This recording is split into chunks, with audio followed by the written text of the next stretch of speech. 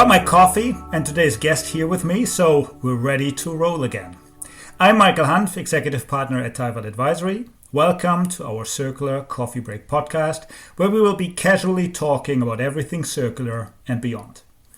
We hope the podcast is interesting, insightful, and provides a lot of new perspectives to you. But as always, if you have feedback, ideas, or just want to share some other topics with us, please leave a comment on your favorite podcast platform or drop us a message at info@taiwan.com. Now, let's jump in. My guest today is a circular economy researcher, lecturer, and consultant. In 2020, he started off his career at the Wuppertal Institute for Climate, Environment and Energy as a research assistant. From there, he went on to co-found a startup focused on sustainability, software and consultancy. And since last year, he works as a lecturer for corporate governance, business ethics, corporate social responsibility, and scientific writing. Furthermore, he supports the German Institute for Standardization, DIN, as a circular economy expert. So for all of you who are not familiar with the German Institute for Standardization, it's actually an organization that develops norms and standards for business, government, and society. Some of you might be familiar with the paper standards that we're using continuously, DIN A4, A5, and that's where the DIN actually comes from. Back to my guest. He holds a BA in Business Management from the International School of Management, a Master of Science in Entrepreneurship and Innovation from the University of Wuppertal, and is currently a PhD candidate also at the University of Wuppertal, more specifically at the Jakstedt Center of Entrepreneurship and Innovation. I'm really excited about today's discussion about circularity, norms, and standards, which I personally believe are more than required for us to talk a common language. Thank you for joining me on the show today, Julian Lauten-Weiss. Thank you so much for having me. I'm very excited to talk about a topic that some might perceive as a bit dry sometimes. Standards, something that's a bit complicated, but I think it's very impactful and very interesting, actually. So I'm happy to get into it. Yeah, absolutely. And I think, as mentioned already, I think the topic of circularity is so complex and very often very abstract for people. So it's very important to have a common language, to have some standards to refer to, that we actually understand what we're talking about and what we mean when we talk with each other about the topic. Now, I mean, we first met in June 2020 in the context of your master thesis. Back then, you basically looked at circular business models and you developed a framework that could help companies, specifically startups, in developing and structuring their business. From your point of view, where are we today on this very topic? And has there been progress since you finished your master thesis from your perspective? Yeah, actually, before I answer the question, I actually met Taiwan. Maybe we didn't meet specifically, but I met Taiwan already in 2019 when I was in Helsinki, and I attended one of your events around digital circularity. And that was actually also one of my first touch points to the topic of circular economy. So actually, this is a bit of a full circle moment being on this podcast right now. Cool. Yeah. But about the question, I definitely see that we have moved a certain way. Of course, now I'm more so in the circular economy bubble, so I definitely feel like there's a lot going on, and maybe outside the bubble, it's still, there's still work to be done.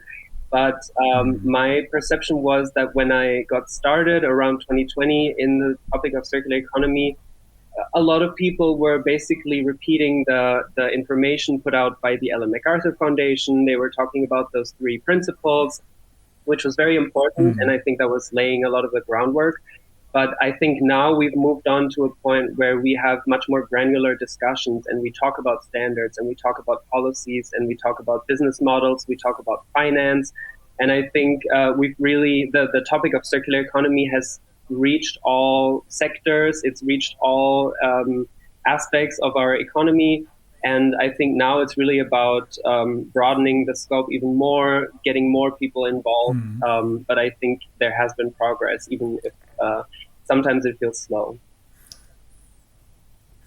Yeah, absolutely. And I feel specifically over the past 1 to 2 years, it has really been accelerating across different parts of society, from companies to the regulator to consumers, but also employees.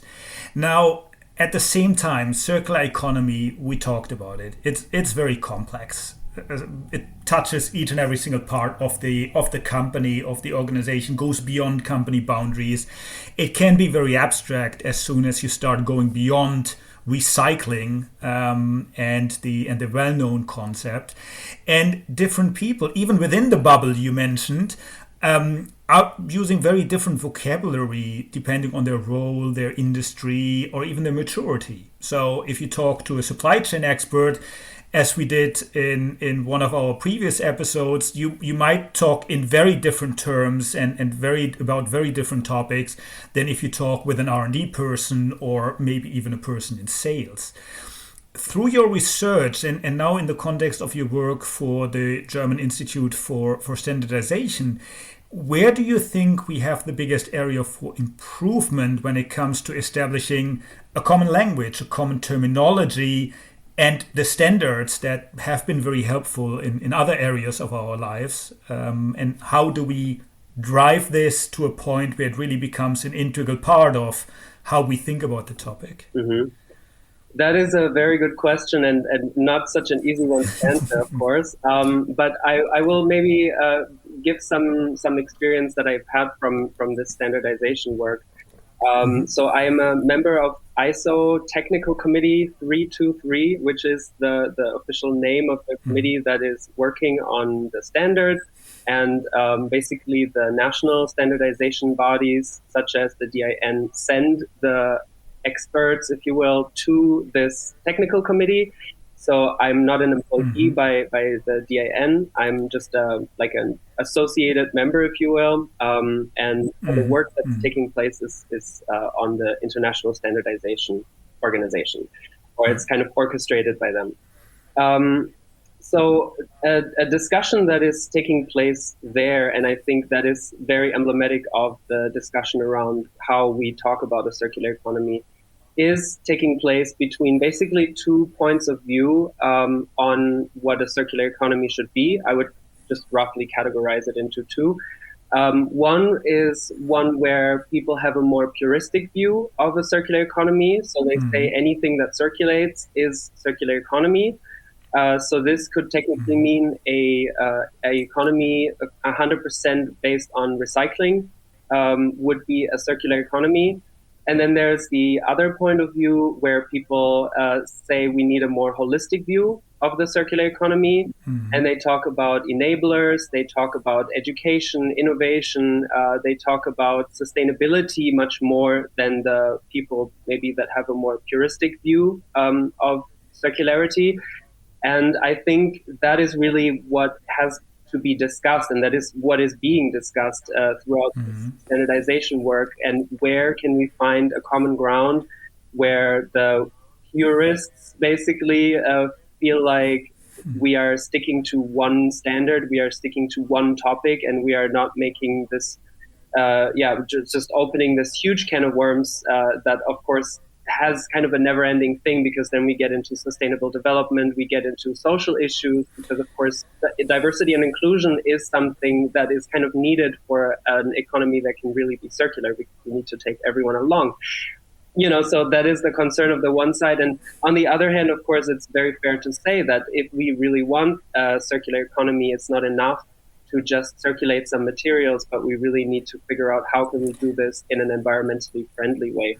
And so this kind of, this debate has to happen on several levels, but I think it is happening within this ISO work. And my hope, of course, is that we come out with a definition and with some principles that will at least give a little bit to both sides, so we have a starting point from where we can, really get going with implementing more circularity measures. Really, really interesting, and I think what you're saying is spot on. I mean, in a lot of the projects we're working on, what we realize is if you look at circularity on its own, you might actually end up optimizing your circularity, but sub-optimizing your CO2 footprint. If you think about logistics, if you think about topics like chemical recycling and a lot of other things that are very energy, very CO2 intense, or you might actually be impacting biodiversity or freshwater negatively along the way. So it becomes very complex. How do you see that in the dialogue considered? All of these cross impacts basically that make it much more complex than talking about the topic of circularity on its own, and naturally in a process like the ESO you discussed, you need to somehow ring fence the scope. You need to focus on a specific topic and then over time maybe build on it. How do you see that progressing? How do you see that discussion going? Mm-hmm. Yeah, I think scope is a very important term here because, the definition of the scope is one of the biggest debates, I think, inside and outside the work of the standard. I think it makes sense to first focus on a more purist view of circular economy, even though I very much support extending this perspective to other things. I think what would work, especially from a standards perspective, is to have separate standards focusing on separate things, but always referencing other types of standards. So if we have a circularity standard and we have circularity metrics in this standard, that we then say, well, if you're implementing or if you're measuring these metrics and if you're implementing these practices that we outline here, then you need to also consider this standard on CO2 measurement or this standard on biodiversity impacts. And you need to basically make some kind of assessment of the circularity measures. And of course, it's getting quite complex again, but I think they're just the complexities that we created in a globalized economy. And I think there we can use the technologies we have, the digital technologies, we have the satellites that are flying all around the Earth to also make it easier to measure these things. So I think it feels overwhelming at first, but I think the technologies that we need to make it happen are already there. And absolutely, and I think it goes a little bit into the direction what the EU on the regulatory side is doing with their do no harm kind of clauses that they basically incorporate into circular economy regulation, where they say if you do circular economy, at the same time you have to make sure you're not sub-optimizing other parts of the environmental sustainability or the broader sustainability agenda. So I think your point is very, very understandable and very right. Now, you mentioned technology, and technology will play a significant role in helping us become more circular, drive towards a circular economy, and address many of the other problems we're currently looking at: biodiversity loss, freshwater scarcity, all of these things. Now, you focus your studies and your research a lot on entrepreneurship and innovation. What role do you think these will play in transitioning towards a circular economy? And do you have relevant examples that you've been seeing that outline this impact, maybe even also in the context of the standardization work? Because innovation, entrepreneurship, and standardization are very often seen as not necessarily on the same side of a coin. Yeah, for sure. Maybe I'll answer it in reverse order, because the last question I think is a very good one. Well, they're all good questions, but the last one is something that obviously interests me, since these are all topics that I look at, research, talk to people about.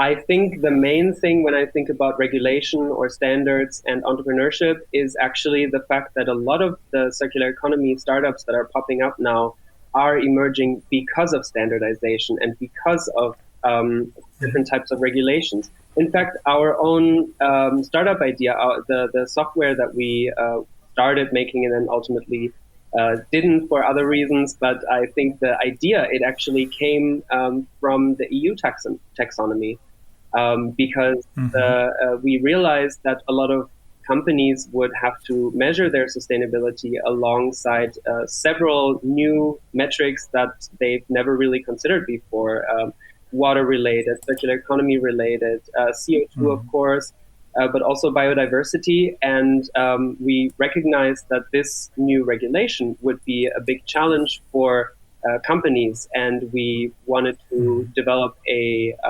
digital solution to overcoming this challenge. And we by far weren't the only ones. I think there were a lot of startups that were trying to come up with a way to automate sustainability reporting and all of these things. And of course, we always have to be careful not to leave everything up to an AI, but I think in general, this can actually be a huge driver for entrepreneurship and also innovation. And I think that's sometimes overlooked. I think we always look at regulation as restricting, but I think it can also give us the impetus to become more creative.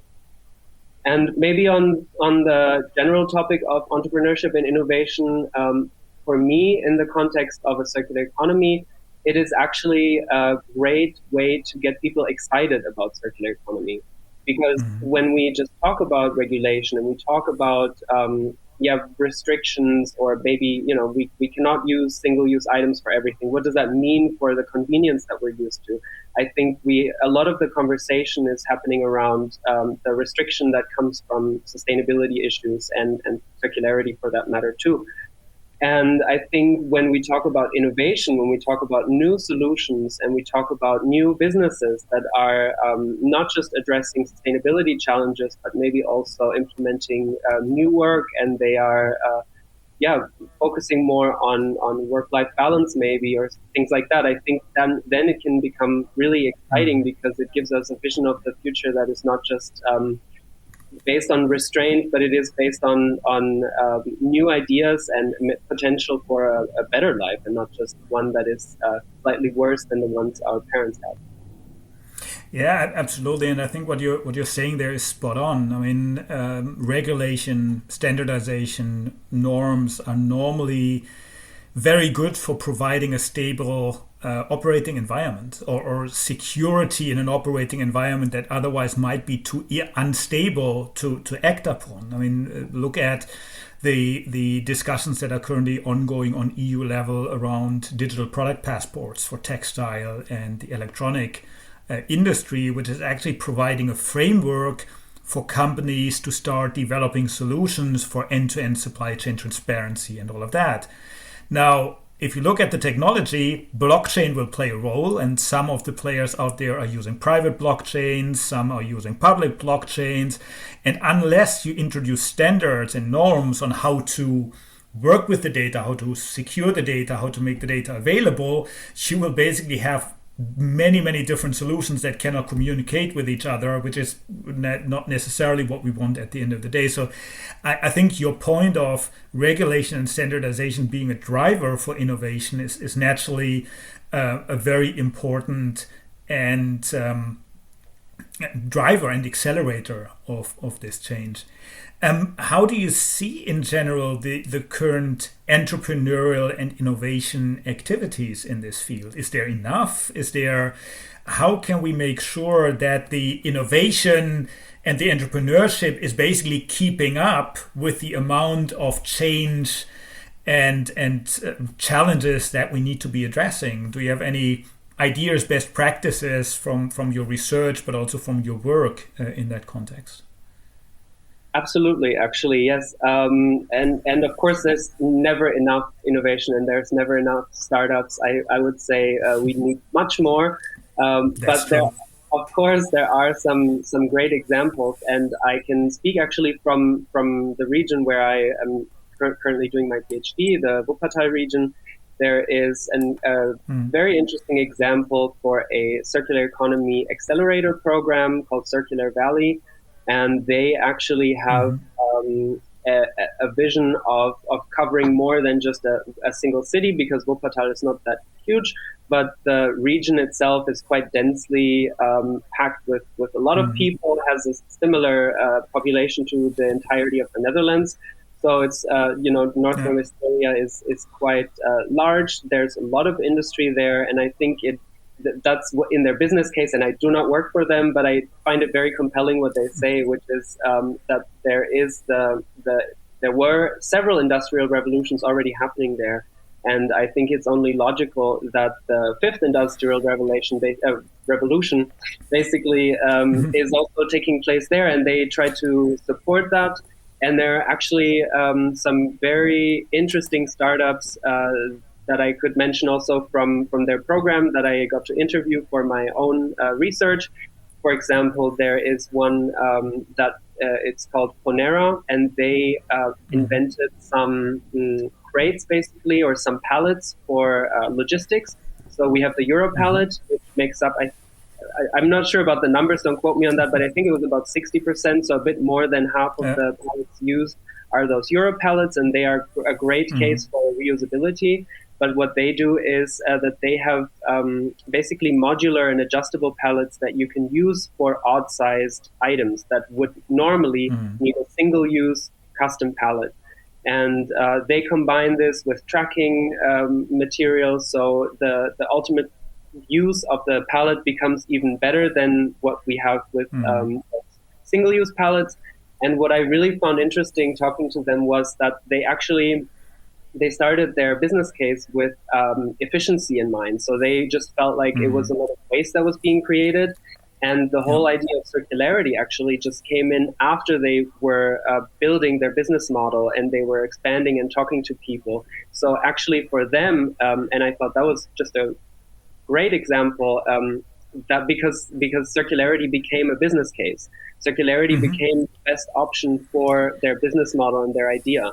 And I think these are the stories that we need to be telling more, because it shows the potential of a circular business model. Yeah, absolutely. I fully agree. And I also, I've been following the Circular Valley now for a while. And I think it's a great idea, because what you very often see is that a country is too big to look at circularity because of transportation logistics required, but a city might be too small because you don't have all the capabilities. So looking at a region, and specifically a region like the Ruhrgebiet, which is highly populated, very industrialized, is naturally great to have the different capabilities, have the different stakeholders involved, and then to create these public-private partnerships is very often a very critical part in that.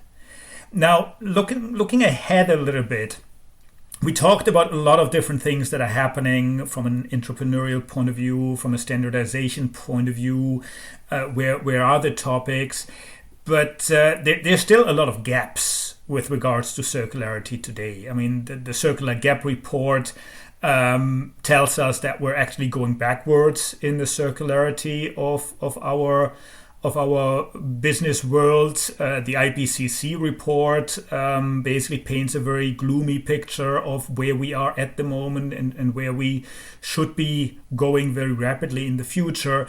From your point of view and in your experience, where do you see the biggest opportunities? So if I'm either an entrepreneur out there or I'm a company, what are the things that you see would provide me, exactly as you said, this possibility of seeing circularity not necessarily as a cost factor, but as something that can positively contribute to my top and bottom line as a company, or that could be a great idea for the next startup that I'm founding?